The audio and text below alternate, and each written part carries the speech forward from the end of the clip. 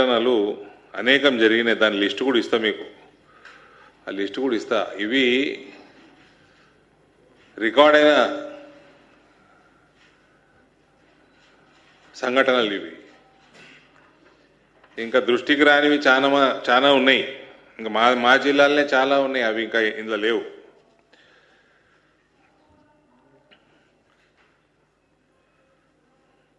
ఈ రేవంత్ ప్రత్యేకంగా ఈ జూబ్లీ హిల్స్ ఎన్నికలలో ఆ స్టేట్మెంట్ చేసి Congress is Muslim, Muslim is Congress ఏదో ఇటువంటి స్టేట్మెంట్లు చేసి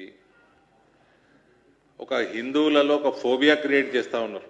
ఈ ఎంఐఎం కాంగ్రెస్ వాళ్ళు కలిసి ఇటువంటి దాడులు చేసి ఫోబియా క్రియేట్ అయినప్పుడు, ఇన్సెక్యూరిటీ డెవలప్ అయినప్పుడు ఈ కమ్యూనల్ వైలెన్స్లన్నీ ట్రిగర్ అయ్యే అవకాశం ఉంటుంది.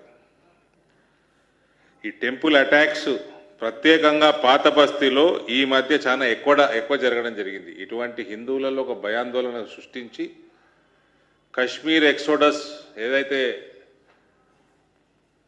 మనము 80లలో 1990 ప్రాంతంలో చూసినామో అటువంటి ఓల్డ్ సిటీ నుంచి హిందువుల్ని తరిమేయాలా అన్న ఒక దురాలోచనతోటి ఒక కాంగ్రెస్ ఎంఐఎం ఒక స్ట్రాటజీ ఇది.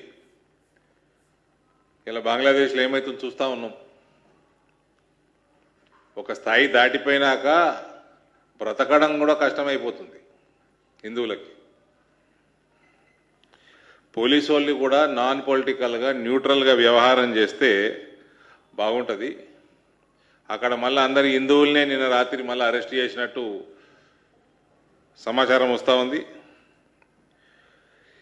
ఇది ఈ అసదుద్దీన్ ఓవైసీ స్టేట్మెంట్ కూడా వచ్చింది. ఈ ప్రాంతము 1980s 90sలో కూడా బాగా కమ్యూనల్ టెన్షన్లో ఉన్న ప్రాంతం ఇదని.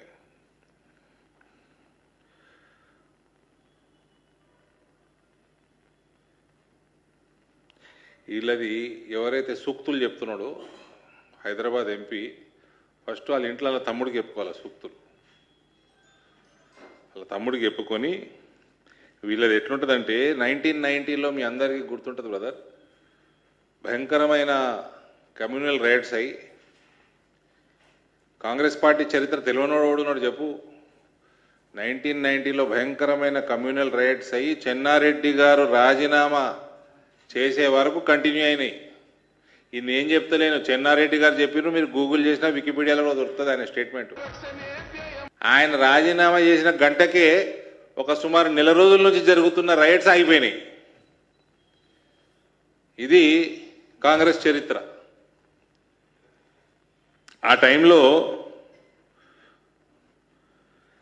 ఏసీపీ సౌత్ జోన్ సత్తయ్య గారు అని ఉండే 1990లో. ఈ ఎమ్మెల్యేలు ఎంఐఎం ముస్లింల ఎమ్మెల్యేలని అరెస్ట్ చేసిండు ఆయన. వాళ్ళందరూ ఈ కమ్యూనల్ రైట్స్లో డైరెక్ట్గా ఇన్వాల్వ్ అయ్యి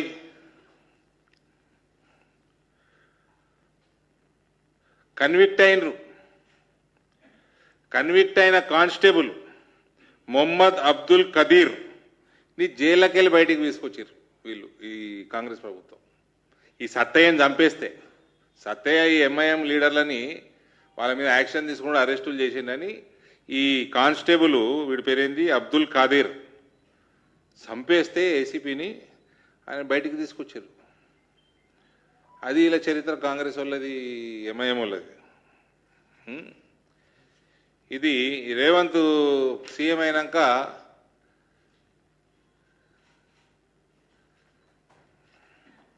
August 26, 2024 Bhulakshmi Mata temple Rakshapuram Santosh Nagar. October 14, 2024 Mutyalamma temple Kumariguda Monda market దగ్గర. November 5, 2024 Hanuman temple Navagraha shrine airport colony Shamshabad. November 9, 2024 Somayya Chodamma and Pochamma temples Jukkal village Shamshabad mandal. March 10, 2025 Ramalingeswara Anjaneya Devasthanam Shivalayam IDPL colony Gandhinagar Hyderabad. October 16, 2025 Ramalayam Hanuman temple Rampally Keesara Medchal Malkajgiri district. జనవరి 6, 7 ఈ 2 రోజులు Sri Venkateswara Swamy temple Sardar Nagar KPHB colony. జనవరి 10, 2026 కట్టమైసమ్మ టెంపుల్ సఫిల్గూడ నేరేడ్మెట్ ఏరియా. జనవరి 14, 2026 Maisamma temple Puranapul Darwaza old city Hyderabad. ఇది రేవంత్ రెడ్డి గారి ఘనత. ఇది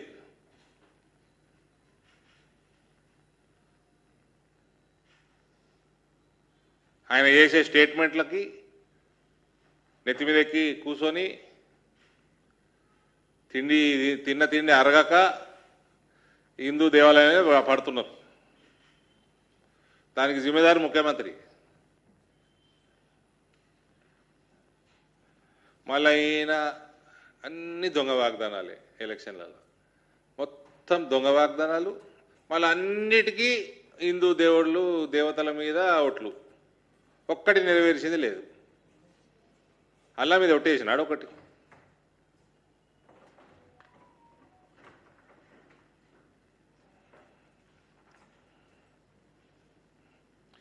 ఈ రిపోర్టెడ్ అటాక్స్ ఇది హైదరాబాద్ సిటీలో. అన్రిపోర్టెడ్ చాలా పోయినాయి.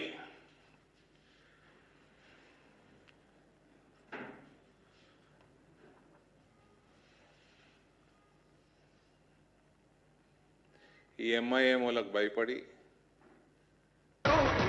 ఈ ఓటు బ్యాంక్ రాజకీయాల కోసం ఈ ముఖాలు మారినా పార్టీలు మారినా అటు కేసీఆర్ ముఖము బీఆర్ఎస్ పార్టీ పోయినా ఈ కాంగ్రెస్ వాడు వచ్చినా రేవంత్ వచ్చినా వీళ్ళందరూ కూడా గులాములుగా తయారైపోయి హిందూ సమాజాన్ని తాకట్టు పెడుతున్నారు వీళ్ళ ఓట్ల కోసం.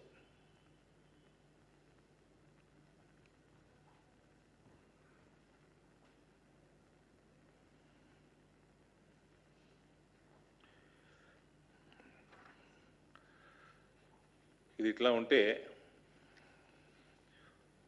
నేను ఈ మధ్య నిజామాబాద్లో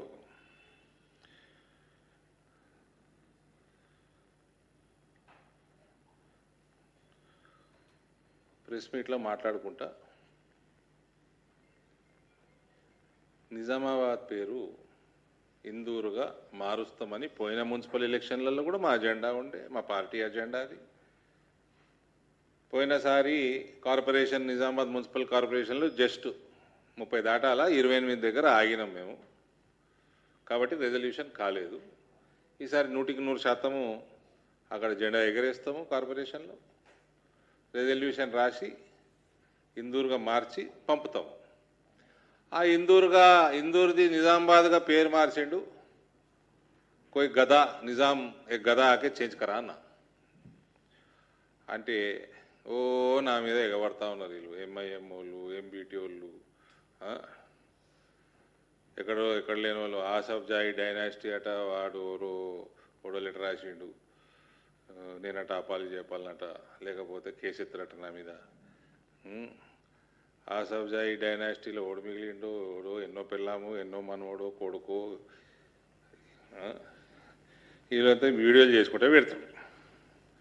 సరే, నేను చూడండి brother, I'm not against Muslims or any other religion, but I'm against such political system what Revanth Reddy is doing, what KCR did.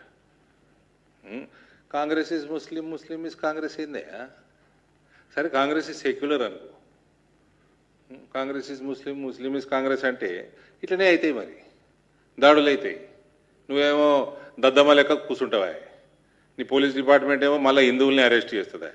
సరే, ఎనీవేస్, నేను నిజామాబాద్ ఆ మన ప్రెస్ మీట్ అయిపోయినాక పెడితే ఎగవాడి తెస్తున్నారు. మంచినే, నా గురించి అయితే మంచినే చెప్పారు. ఒక్కసారి విను.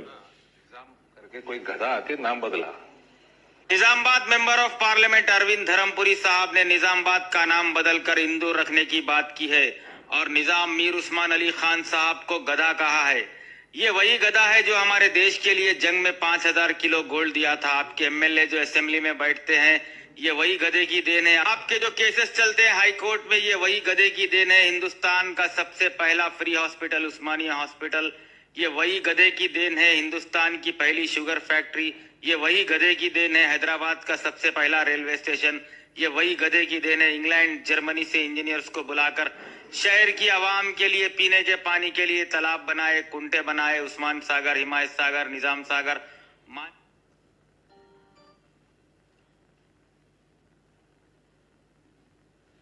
हुसैन सागर, ये वही गधे की देन है।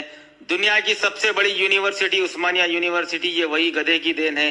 दुनिया की सबसे बड़ी लाइब्रेरी हैदराबाद में, ये वही गधे की देन है। दिल्ली में जो आप हैदराबाद हाउस में जहां पर आप लोग आराम करते हैं, ये वही गधे की देन है। हैदराबाद का फलकनुमा पैलेस जो आज 5 स्टार होटल बनकर आप लोग घूमते हैं, ये वही गधे की देन है। आज दुनिया चौमहल्ला पैलेस देखने आती है, ये वही गधे की देन है। वर्ल्ड के बड़े म्यूजियम्स में शुमार सालार जंग म्यूजियम, ये वही गधे की देन है। दुनिया का सबसे बड़ा bank state bank of Hyderabad, ये वही गधे की देन है। पोचाराम गेस्ट हाउस, ये वही गधे की देन है। आजादी के बाद अपने मुलाजिमों को, चाहे हिंदू हो या मुसलमान, सबको जागीर अलॉट की। आप पूरे तेलंगाना में एक मुस्लिम को कॉर्पोरेटर का टिकट नहीं देते, लेकिन निजाम उस्मान अली खान साहब ने गंगा जमुना तहजीब को बरकरार रखने के लिए उस्मान अली खान साहब के कारनामों का 1% भी नहीं है। अगर आप पूरा सुनने बाद, अरविंद साहब आप एक बहुत अच्छे आदमी है, ये भी हमारे को मालूम है। भाभी इतना बड़ा फाउंडेशन चलाते, कई गरीबों की मदद करते, आप सिर्फ अपना पॉलिटिकल माइलेज बढ़ाने के लिए एक ऐसे शख्स को गधा बोल दिए। आप पूरी जिंदगी भी आवाम को लूट। मैं तो एक ही बार गधा बोला उसको, ये 16 बार गधा बोला उसको ये वीडियो में। भाई साहब, निजाम ने और 2-3 चीज भी बनाया, शायद एयरपोर्ट का उसका बैकग्राउंड होगा। हाँ, इसका मतलब ये नहीं है कि कोई लाइसेंस नहीं दिया तुम्हारे रजाकारों को आके हिंदुओं को रेप करे। हाँ, आपको कोई डेवलपमेंट करे बोल के आप बतकम्मा बगैर कपड़े करवाए, सबको मर्डर करे, छोटे छोटे बच्चों को हवा में उछाल के तलवार लगा के 2-2 टुकड़े करे, इसका लाइसेंस कोई नहीं दिया। నిజాం చరిత్రల ఒక హీనమైన రాజుగానే మిగిలిపోతాడు. హిందువులకి నిజాం అంటే ఇవన్నీ గుర్తుకొస్తే ఈ హిందువుల మీద జరిగిన అత్యాచారాలు, మానభంగాలు, బతుకమ్మ బట్టలు లేకుండా ఆడిపియడము, అటువంటి మారణకాండనే పసిపిల్లల్ని నరికేయడము, ఇటువంటి మారణకాండనే గుర్తొస్తుంది హిందువులకి. ఎవడు లైసెన్స్ ఇయ్యలే. అట్లా అంటే ఇవాళ మోడీ గారు ప్రపంచంలోనే లార్జెస్ట్ హౌసింగ్ ఆవాస్ యోజన నడిపిస్తున్నాడు. కోట్లాది మంది ముస్లింలకు ఇండ్లు వచ్చినాయి. Largest insurance scheme Ayushman Bharat నడిపిస్తున్నాడు. కోట్లాది మంది ముస్లింలు గరీబోళ్ళు అందులో ఇలా చేపించుకుంటున్నారు. మీ అందరికీ మీ దాంట్లో బిలో పావర్టీ లైన్లే ఉంటారు 95%. వాళ్ళందరికీ ఫ్రీ రేషన్ 6 సంవత్సరాలు అయిపోతుంది. 2000 కోవిడ్లో స్టార్ట్ అయింది. ఫ్రీ రేషన్ మీకు ఇస్తున్నాడు నరేంద్ర మోడీ ఇస్తున్నాడు.